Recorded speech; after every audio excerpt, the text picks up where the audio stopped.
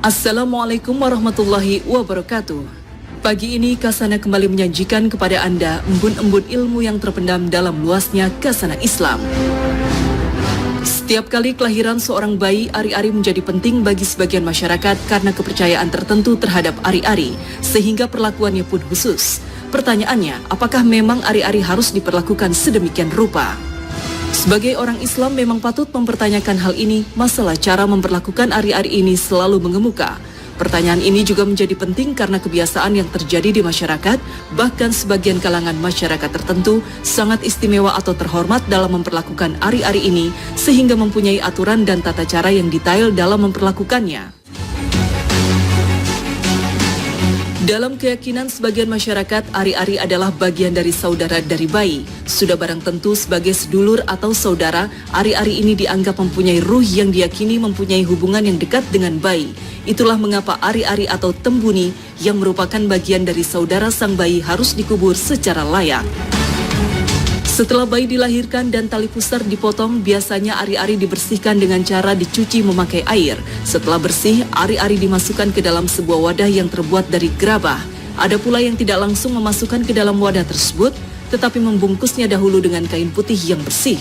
Setelah dimasukkan wadah dan ditutup, ari-ari tersebut baru kemudian dikubur atau ditanam di dalam tanah. Cara menguburnya pun bisa dibilang unik, akan dikubur di sebelah mana tergantung dari jenis kelamin sang bayi. Ada pula yang membarengi penguburan ari-ari itu dengan menaruh barang-barang tertentu di dalam wadah.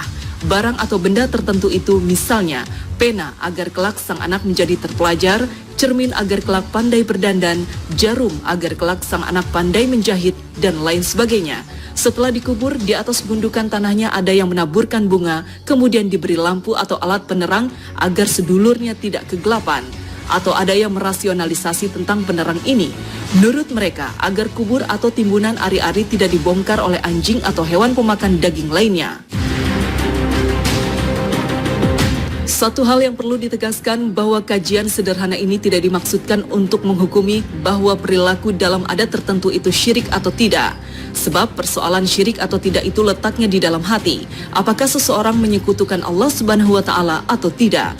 Apakah seseorang mempunyai keyakinan bahwa ada kekuatan lain selain Allah atau tidak? Apakah seseorang mempunyai ketakutan kalau tidak melakukan sesuatu akan berakibat buruk bagi nasibnya atau tidak? Padahal perbuatan itu sama sekali tidak Allah perintahkan dan sebagainya. Namun apabila di dalam hati seseorang sudah tumbuh kepercayaan yang kalau mau jujur diakui pada ujungnya adalah menyekutukan Allah Subhanahu wa Ta'ala, sudah barang tentu sikap semacam ini sama sekali tidak dapat dibenarkan. Disinilah sesungguhnya pentingnya menjaga hati agar senantiasa dalam tauhid, bahwa Allah Subhanahu wa Ta'ala adalah zat yang Maha Esa. Hanya dialah yang mengatur alam semesta ini, termasuk nasib dan takdir dari setiap manusia. Sayangnya untuk masalah ini tidak dijumpai hadis Nabi SAW yang dapat dijadikan rujukan. Namun para ulama memandang bahwa ari-ari atau tembuni memang berguna ketika bayi dalam kandungan. Tetapi setelah keluar bersama bayi pada saat dilahirkan, maka ari-ari adalah barang yang tidak berguna lagi. Tidak ditemukan pula satu dalil pun yang mengatakan bahwa ari-ari itu mempunyai ruh, apalagi yang mengatakan bahwa ruh itu bisa berhubungan erat dengan sang bayi. Misalnya, kalau ditimbuni ari-ari itu tidak diberi bunga, maka ruh dari saudara bayi itu akan mengganggu sehingga sang bayi akan terus-menerus menangis. Juga tidak ditemukan satu dalil pun yang mengatakan bahwa ruh dari saudara itu kelak bisa ditemui oleh sang anak bila sudah dewasa melalui ritual tertentu sehingga bisa memberikan pertolongan. Namun para ulama mengajarkan agar ari-ari itu hendaknya dikubur atau ditanam begitu saja. Dengan demikian jelas sudah tentang bagaimana cara kita dalam memperlakukan ari-ari, yakni dikubur atau ditanam begitu saja tanpa perlu diberi sesuatu.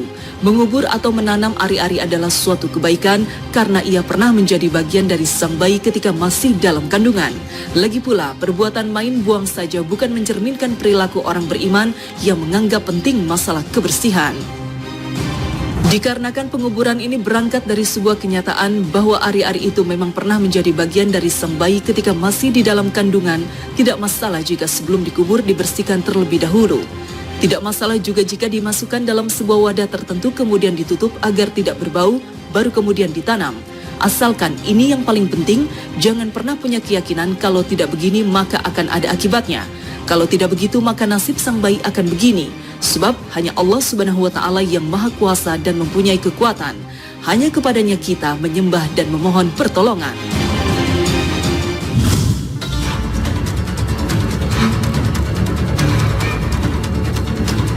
Pemirsa Kasanah, olahraga panahan kini menjadi tren yang banyak digemari masyarakat karena selain menyenangkan dan menyehatkan, olahraga ini termasuk yang dianjurkan Nabi Sallallahu Alaihi Wasallam. Rasul Sallallahu Alaihi Wasallam memang mempunyai perhatian besar terhadap panah. Perhatian ini ditunjukkan dalam berbagai kesempatan. Abu Daud meriwayatkan dari Uqbah bin Amir bahwa Rasulullah Sallallahu Alaihi Wasallam bersabda, "Sungguh Allah akan memasukkan 3 orang ke surga karena satu panah, pembuatnya yang ketika membuat berharap kebaikan dari Allah, pemanahnya dan yang membawakan anak panah. Panahlah dan tungganglah kuda, tetapi memanah lebih aku sukai daripada menunggang kuda. Tidak ada permainan yang disunnahkan kecuali 3, yaitu perbuatan seorang laki-laki yang melatih kudanya, bercengkrama dengan keluarganya dan menembakkan anak panahnya. Barang siapa meninggalkan kebiasaan memanah setelah mengetahuinya, maka itu adalah karunia yang ditinggalkan atau diingkarinya." Hadis riwayat Abu Daud. Dalam riwayat lain, maka dia telah membangkang kepadaku. Al-Bazzar juga meriwayatkan dari Sa'ad bin Abi Waqqas bahwa Rasulullah Sallallahu Alaihi Wasallam bersabda, "Hendaknya kalian latihan memanah karena itu permainan yang paling bagus bagi kalian." Ada bentuk hadis yang menyatakan bahwa busur panah memiliki keutamaan yang sangat besar, yaitu lebih baik daripada dunia dan seisinya. Rasul Sallallahu Alaihi Wasallam memerintahkan para orang tua untuk mengajarkan memanah kepada anak-anaknya. Nabi Sallallahu Alaihi Wasallam bersabda, "Ajarilah anak-anak kalian berenang dan memanah." Hadis ini memang lemah, tetapi masih boleh digunakan sebagai penjelasan tambahan karena didukung oleh banyak hadis sahih dalam tema yang sama. Juga masih tercakup dalam makna umum dari kata kekuatan yang terkandung dalam ayat 60 surat Al-Anfal. "Dan siapkanlah untuk menghadapi mereka kekuatan apa saja yang kamu sanggupi." Lalu apakah tujuan anjuran Rasulullah Sallallahu Alaihi Wasallam agar berlatih memanah?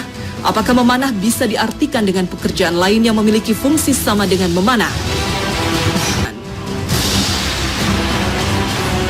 Adapun sabda Rasul Sallallahu Alaihi Wasallam, "Kelak negeri-negeri akan ditaklukkan untuk kalian dan Allah mencukupkan itu semua atas kalian, maka janganlah salah seorang di antara kalian merasa malas untuk memainkan panahnya."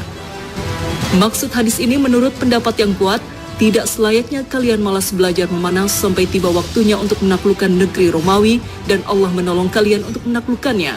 Jadi ini adalah dorongan anjuran berlatih memanah untuk persiapan memerangi orang Romawi.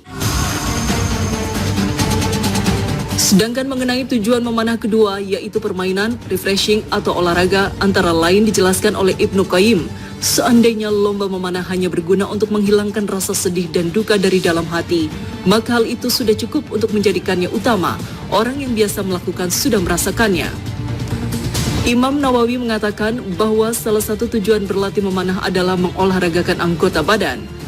Dengan demikian, berdasarkan tujuan kedua, memanah merupakan salah satu jenis olahraga yang dianjurkan oleh Nabi, meskipun menurut Ibnu Qayyim merupakan jenis olahraga yang paling afdol.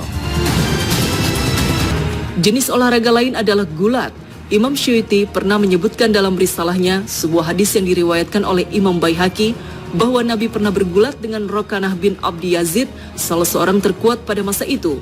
Beliau melakukannya dalam 3 ronde dan memenangkan seluruhnya, bahkan masih mengajaknya berduel dalam ronde keempat, tetapi Rokanah sudah menyerah kalah. Dalam sebuah hadis yang diriwayatkan oleh Imam Ahmad juga disebutkan bahwa Rasulullah Sallallahu Alaihi Wasallam pernah balapan lari dengan Aisyah radhiyallahu anha. Pertama-tama Aisyah radhiyallahu anha menang dan menang lagi. Tetapi dalam balapan lain saat tubuhnya sudah mulai gemuk, Nabi menang dan menang lagi. Ketika itu Nabi bersabda, "Kemenangan ini sebagai ganti dari kekalahanku yang dulu." Atas dasar itu, jika kita ingin menghidupkan sunnah ini, maka kita harus memilih tujuan kedua, yaitu tujuan olahraga. Karena permasalahan militer adalah urusan negara.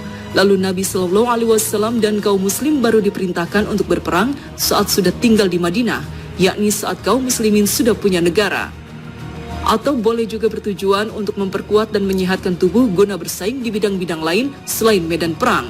seperti teknologi, ilmu pengetahuan, industri, ekonomi, dan lain-lain. Sudah barang tentu itu semua tidak bisa dilakukan oleh tubuh yang kurang sehat.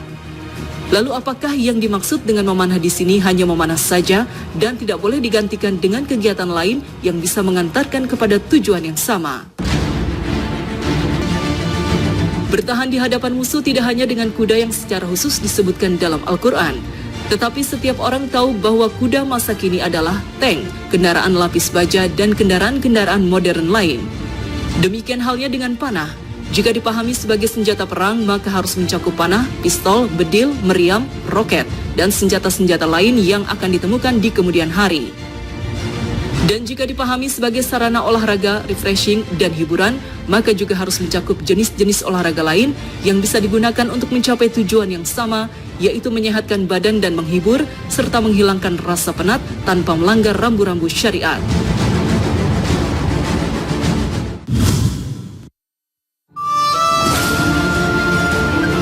Pemirsa Kasana, kita telah meninggalkan bulan Rajab dan kini telah memasuki bulan Sya'ban, salah satu bulan yang istimewa. Rasul Shallallahu Alaihi Wasallam mempunyai kebiasaan yang patut diketahui dan diteladani. Aisyah radhiyallahu anha menuturkan, "Aku tidak pernah melihat Rasulullah menyempurnakan puasa selama sebulan penuh kecuali pada bulan Ramadan, dan aku tidak pernah melihat beliau banyak melakukan puasa di luar Ramadan kecuali pada bulan Sya'ban." Hadis riwayat muttafaq alaih. Hadis ini menunjukkan bahwa Sya'ban merupakan bulan pemanasan puasa atau prakondisi Ramadan. Puasa sebagai amalan yang sangat dianjurkan dilakukan di bulan Sya'ban merupakan latihan persiapan yang diharapkan dapat memantapkan kualitas puasa Ramadan. Jika diibaratkan bercocok tanam, Sya'ban itu bulan menyemai benih, mulai merawat pertumbuhan tanaman kebaikan. Sedangkan Ramadan merupakan bulan memanen. Artinya kita tidak mungkin dapat memanen kebaikan kalau tidak pernah menanam dan merawat tanaman itu. Ibadah Ramadan menjadi lebih sempurna dan lebih produktif jika didahului dengan latihan-latihan spiritual atau riyadah ruhiyah yang terprogram secara berkelanjutan. Karena ibadah dalam Islam pada umumnya menuntut adanya istiqomah dan berkelanjutan, bukan hanya dilakukan sekali dan langsung paripurna kecuali ibadah haji. Dalam riwayat lain, Rasulullah Shallallahu Alaihi Wasallam pernah bersabda, "Sya'ban itu bulan antara Rajab dan Ramadan. Bulan ini banyak diabaikan oleh umat manusia, padahal dalam bulan ini Sya'ban, amal-amal hamba itu diangkat, diterima oleh Allah. Aku ingin amalku diterima oleh Allah di bulan Sya'ban dalam keadaan aku berpuasa." Hadis riwayat Baihaqi. Jadi, sebagai persiapan mental spiritual, kita perlu bermuhasabah dengan qiyamul lail, sholat tahajud, bertaubat, beristighfar, bermunajat kepada Allah sebelum memasuki bulan suci Ramadan. Nah pemirsa, jangan kemana-mana, Kasana akan segera kembali sesaat lagi.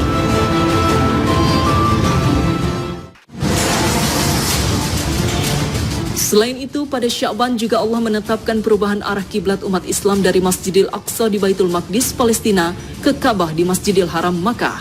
Perubahan arah kiblat ini membawa hikmah besar bagi Nabi Shallallahu Alaihi Wasallam sendiri maupun umat Islam, yaitu peneguhan akidah tauhid dan signifikasi persatuan umat. Pemaknaan Sya'ban sebagai bulan pemantapan iman, persiapan mental spiritual prakondisi Ramadan, dan persatuan umat menjadi sangat relevan dengan arti dan konteks historis Sya'ban itu sendiri. Menurut sejarah, dinamai Sya'ban karena orang-orang Arab pada waktu itu banyak berpencar untuk mencari mata air sehingga terpencar dan bercerai-berai. Mencari air di padang pasir mengandung makna berjuang mati-matian untuk mempertahankan hidup dan meraih masa depan yang lebih baik. Jadi, bulan Sya'ban juga harus dimaknai dan diisi dengan memperbanyak amalan-amalan sunnah yang dapat merefresh spiritualitas dan moralitas kita, sehingga ketika memasuki Ramadan, kita benar-benar siap untuk berpuasa lahir batin. Tidak ada salahnya pula jika di bulan Sya'ban ini kita banyak berdoa. Ya Allah, berkahilah kami di bulan Rajab dan Sya'ban ini, dan antarkanlah kami sampai berpuasa di bulan Ramadan. Meski doa ini tidak berasal dari Nabi Shallallahu Alaihi Wasallam, spirit untuk menyambut dan memasuki bulan Ramadan itu sangat penting. Nah pemirsa, sampai di sini akhir perjumpaan kita. Terima kasih atas perhatian Anda. Wassalamualaikum warahmatullahi wabarakatuh.